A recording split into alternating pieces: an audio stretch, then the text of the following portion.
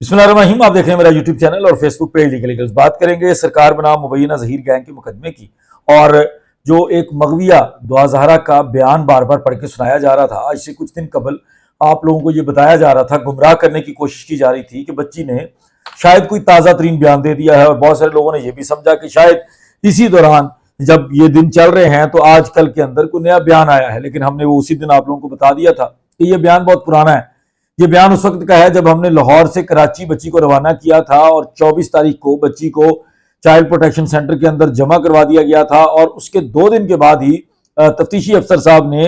अपनी फर्ज शनासी दिखाते हुए, बहुत सारे काम तो वो कर नहीं पाते, कभी बारिश की वजह से, कभी रास्ते खराब होने की वजह से, लेकिन बहरहाल ये बयान उन्होंने फौरी तौर पर किसी के हुक्म पर जाकर ले लिया था उसी चाइल्ड प्रोटेक्शन सेंटर में बगैर किसी इजाजत के। लेकिन खैर उस बयान के ऊपर कोई एतराज नहीं है कि उन्होंने लिया है, अगर इन्वेस्टिगेशन पर्पस के लिए तो अच्छी बात है, वो बयान लेना चाहिए था। उस बयान को बड़ा ग्लोरीफाई किया जा रहा था। उस बयान के अंदर बताया जा रहा था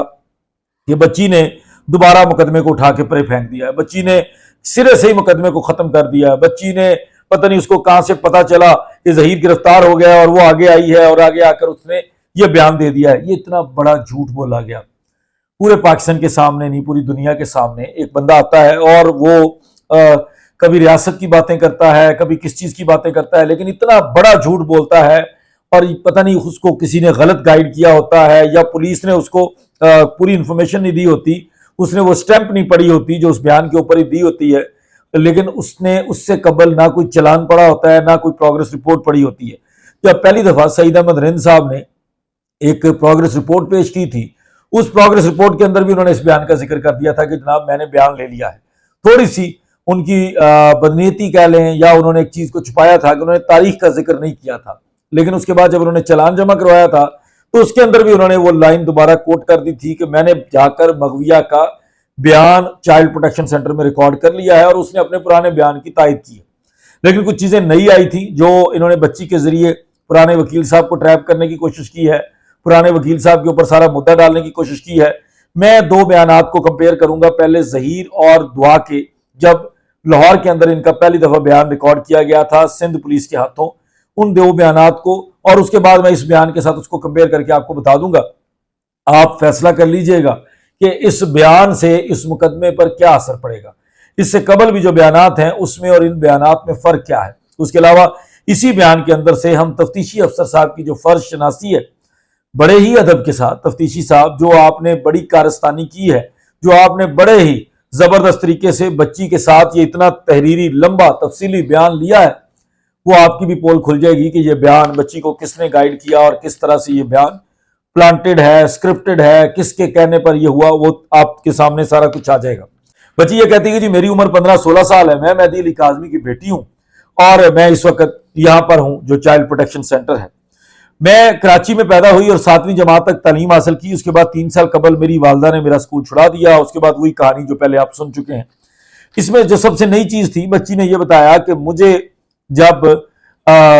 घर वालों ने कचरा फेंकने के लिए भेजा 16 अप्रैल को 10:30-11 बजे मेरे वालदा ने मुझे कचरा फेंकने के लिए भेजा, तो मैं घर से अपना टैबलेट घर से छुपा कर अपने घर से साथ लेकर निकली। वहां से रिक्शे में बैठी, रिक्शे वाला फरिश्ता था। उसके बाद बसों के अड्डे तक पहुंची। बसों के अड्डे आपने याद रखना है। वहां से किराए की कार में सवार होकर पंजाब यूनिवर्सिटी लाहौर पहुंची, ये भी आपने याद रखना है। वहां पहुंचकर मैंने ज़हीर से राब्ता किया। ज़हीर आया और उसने कार वाले का किराया अदा किया और मैंने ज़हीर को कहा कि मैं घर से भाग कर आई हूं और आपसे शादी करना चाहती हूं। जिसके बाद ज़हीर मुझे एक वकील के दफ्तर ले गया। वकील का नाम राय खुरम था। वहां मुझे वकील के दफ्तर में बिठाया और वकील के दफ्तर में हमारा निकाह हुआ और मैं अपनी मर्जी और रजामंदी से घर कराची से अपने वालिदैन को बगैर बताए सूबा पंजाब लाहौर जाकर अपनी पसंद और मर्जी से ज़हीर अहमद से निकाह किया है। मुझे किसी ने अगवा नहीं किया। मेरी तारीख पैदाइश 2006 है, वालिदैन ने 2008 लिखवाई है और मेरे वालिद ने एक निकाह का अगवा का मुकदमा दर्ज करवा दिया है। मुझे टीवी मीडिया के जरिए मालूम हुआ तो ज़हीर ने अपने वकील को बताया, तो वो वकील राय खुरम ने बताया कि आप पुलिस के हाथ नहीं आना, छुप जाओ, और हमें सिंध पुलिस का बोल कर डरा दिया। ज़हीर का और वो सारी जो एक प्लानिंग थी उस सारी चीज को वकील से मनसूब करके कि हमें क्योंकि वकील साहब ने कहा था और उसके बाद हम सामने नहीं आए, जिसकी वजह से میں اور ظہیر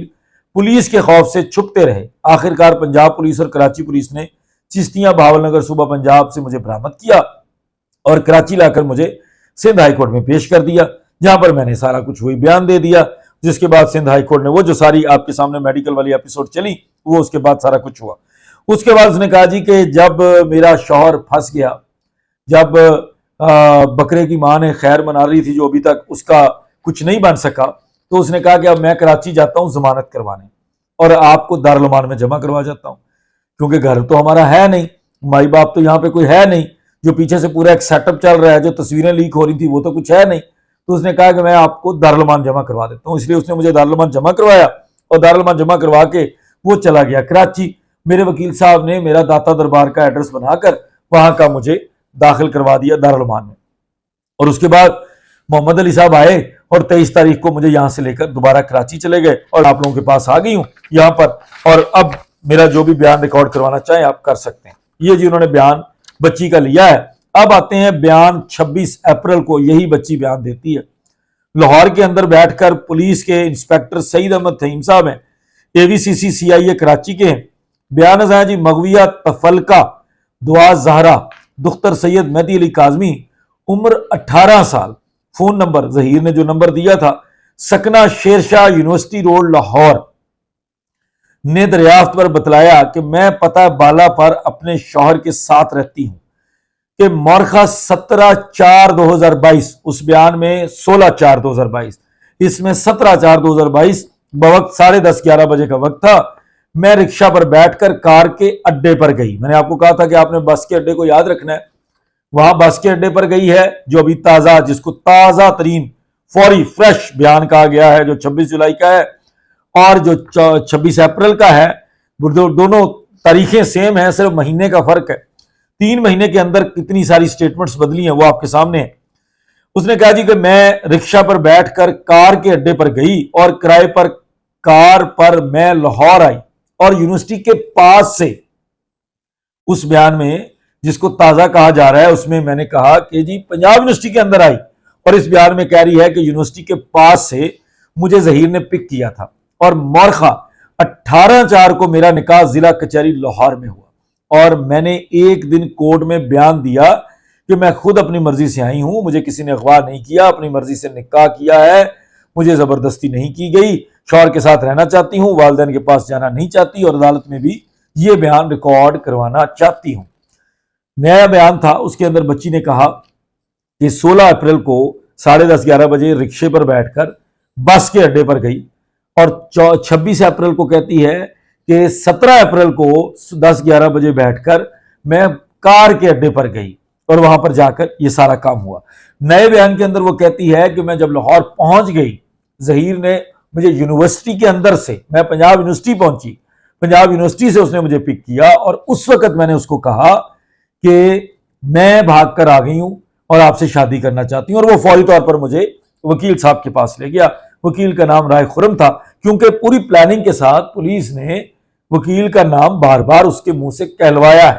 کیونکہ وکیل کو اس میں نامینیٹ کر کے کیس کو کمزور کرنے کے لیے، کیس کو ڈاؤٹ فل بنانے کے لیے اس وکیل کے اوپر سارا ملبہ ڈالنے کی کوشش کی گئی ہے۔ اب یہ نئی لیگل ٹیم کا مشورہ ہے یا جس کا بھی ہے، وہ ان کو پتہ چل جائے گا جب ان کے گلے پڑے گا۔ اب ایک بیان میں آپ لوگوں کے لیے اور پڑھوں گا، یہ وہ بیان ہے جو مبینہ ڈاکٹر ظہیر احمد صاحب، جو آج کل حال مقیم کراچی کی جیل میں ہیں اور ہاتھوں میں ہتھکڑیاں رکھتے ہیں، چینیں رکھتے ہیں، منہ چھپا کے رکھتے ہیں، یہ ان کا بیان ہے 6 جون 2022 کو، جب انہوں نے بڑے ہی فرینڈلی ماحول میں شوکت شاہانی صاحب، جن کو آپ جانتے ہیں بڑے خوبصورت ڈی ایس پی تھے، اس سے پہلے تفتیشی افسر تھے، ان کو یہ بیان دیا تھا۔ اور اس بیان میں ظہیر صاحب کیا کہتے ہیں؟ ظہیر احمد کا جی بیان ہے، والد منیر احمد، اس کے فون نمبر دیے ہوئے ہیں، 2 فون نمبر ہیں جناب کے پاس، شناختی کارڈ نمبر بھی دیا ہوا ہے، مکان نمبر 389 بلاک سی، محلہ شیرشاہ کالونی، رائیون روڈ، لاہور ہے۔ بچی کا ایڈریس غلط لکھوایا، اپنا اس نے صحیح لکھا۔ دریافت پر بتلایا کہ میں اپنے پتہ بالا پر اپنے والدین کے ساتھ رہائش پذیر ہوں اور اسٹوڈنٹ ہوں، اور میری دوستی پب جی گیم پر دعا زہرا سے ہوئی، اور ہماری دوستی عرصہ 3 سال سے چل رہی تھی۔ مورخہ 16/4 کو مجھے دعا زہرا دختر سید مہدی علی کاظمی، عمر 17-18 سالہ نے فون پر بتلایا کہ میں کراچی سے آپ کے پاس لاہور آ رہی ہوں اور آپ سے شادی کرنا چاہتی ہوں۔ بچی کہتی ہے میں سارا کچھ کر کرا کے لاہور آ گئی، لاہور رانجھے کو پہلی دفعہ ملی، رانجھے کو تب بتایا، بچی سے یہ بیان کروایا جا رہا ہے اور خود اپنا بیان دے رہا ہے کہ مجھے 16 تاریخ کو اس نے فون کر دیا اور کہا کہ میں بھاگ کر آتی ہوں اور تم سے شادی کرتی ہوں، جس پر میں نے کہا کہ آ جاؤ، سو بسم اللہ کر لیتے ہیں، میں نے تو اسی دن کے لیے تو تمہیں پھنسایا تھا، اسی دن کے لیے تو تمہیں ٹریپ کیا تھا۔ تو مورخہ 17/4 کو کراچی سے کرائے کی ٹیکسی میں لاہور پہنچی تو صرف 3 کپڑوں میں لاہور آئی اور میں نے ٹیکسی کا کرایہ 22,000 روپے ادا کیا،